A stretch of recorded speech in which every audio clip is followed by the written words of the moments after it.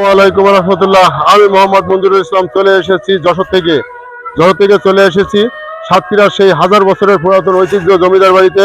আমরা জমিদার বাড়ি সম্পর্কে কিছু কথা আপনাদেরকে জানানোর চেষ্টা করব। আর জমিদার বাড়ির প্রত্যেকটা কাঠামো আমরা পুঙ্খানুপুঙ্খানুভাবে আপনাদেরকে ঘুরে দেখানোর চেষ্টা করব। সাথে থাকবেন, মঞ্জুরুল ফ্যামিলির সাথে থাকবেন, আতিস চাচা পরিবারের সাথে থাকবেন। ভালো থাকবেন। চলেন আমরা দেরি না করে চলে যাই সেই জমিদার বাড়িতে। আসেন জমিদার বাড়ি।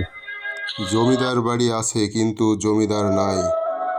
একখানা জীর্ণ প্রাসাদ আছে দাঁড়িয়ে, কালের গর্ভে বিলীন হওয়া জীর্ণ শীর্ণ সেই কাঠামো দাঁড়িয়ে আছে।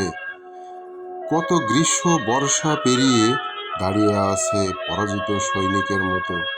কালের গর্ভে বিলীন হওয়া সেই স্বর্ণালী সেই দিনগুলি আজকে অতীত। সাতক্ষীরা থেকে ৫৫ কিলোমিটার দূরে শ্যামনগর থানাধীন নকিপুর সেই জমিদার বাড়ির কথা।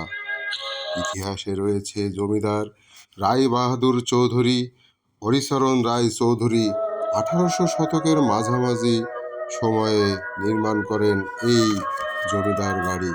হরিচরণ বাবুর পিতা ছিলেন প্রিয়নাথ চৌধুরী, মাতা ছিলেন নিস্তারিণ দেবী, দাদা ছিলেন হরপ্রসাদ চৌধুরী। মুর্শিদাবাদ ভারত থেকে এপার পাড়ি জমিয়েছিলেন ১৮০০ শতকের মাঝামাঝি সময়ে।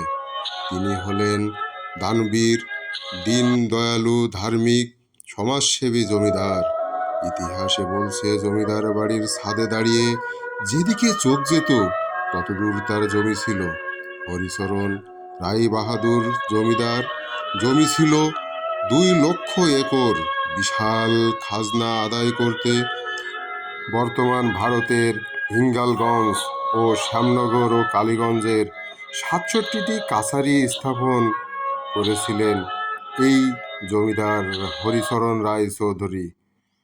তার ৬৭টি স্থাপনার নায়েব ছিল এই কাছারি। দিন রাত কর্মব্যস্ততার সময় পার করতেন এই কাছারির নায়েব। হরিচরণ রায় চৌধুরী বর্তমান ভারতের হিঙ্গলগঞ্জ, শ্যামনগর, কালীগঞ্জ তাহার আধিপত্য বিস্তার করেছিলেন।